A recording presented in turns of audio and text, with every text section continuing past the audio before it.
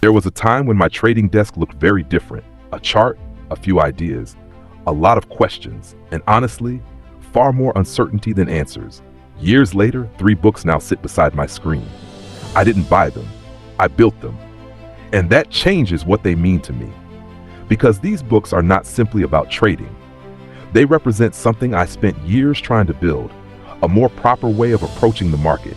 Not something that makes the market easy, not something that promises certainty, but something I can stand on, even when the market changes. And it didn't come together quickly. It came through questions, testing, being wrong, going back, looking again, and sometimes realizing that the problem wasn't that I needed more information. I needed a better way to organize what I already knew. Slowly, the scattered pieces started connecting. One idea led to another. One question created another question. And eventually, what once felt like noise started becoming structure. But structure alone wasn't enough, because if the thinking isn't precise, the language won't be precise. And when the language becomes unclear, an interpretation can quietly drift. So the work had to go deeper. The ideas had to become clear enough to be communicated consistently. And then came the hardest part, the market. Because building something on paper is one thing, watching price move in real time is something completely different.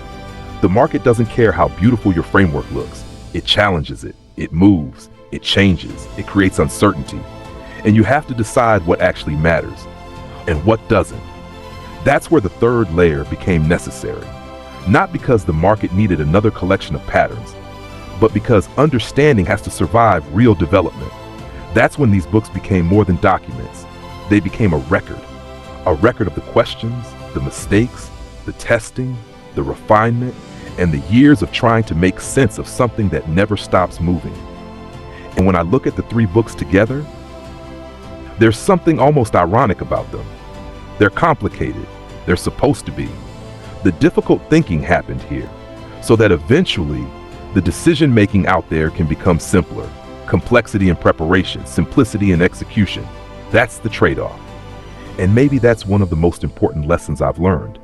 Simplicity isn't necessarily where you start. Sometimes it's where you arrive. You start with confusion. You collect experiences. You make mistakes. You question what you believe. You rebuild. Then you remove what isn't necessary. And little by little, the noise becomes quieter. Not because the market changed, because you changed. You stop needing an answer to every move. You stop feeling the need to participate in everything. You stop forcing a decision when the market hasn't earned one. You simply learn to recognize what you've built and have the discipline to follow it. That's what these 3 books represent to me. Not perfection, not certainty, and definitely not a promise of profit. Progress. A physical reminder that years of struggle can eventually become something tangible, something you can hold, something you can return to, something that reminds you you didn't spend all those years for nothing. And that's why they stay on my trading desk. Every time I look at them, I don't just see pages, I see the journey, the questions I once couldn't answer, the mistakes I had to make, the ideas that had to be rebuilt, and everything that still remains unfinished. Because building the framework was one challenge. Living by it is another. And maybe that's where the real story begins. Maybe trading doesn't become simpler because the market becomes easier. Maybe it becomes simpler because you finally build enough understanding to stop making it harder than it needs to be. Behind complexity, there is simplicity. But sometimes, you have to build through years of complexity before you can finally earn that simplicity. These 3 books are my reminder of that. This is what I've built so far. And perhaps the most exciting part is knowing that this isn't the end. The books may be finished, the journey isn't. If you want to see where that journey goes next, subscribe to Bias Positive Digital Rise, because there's still a lot more to build.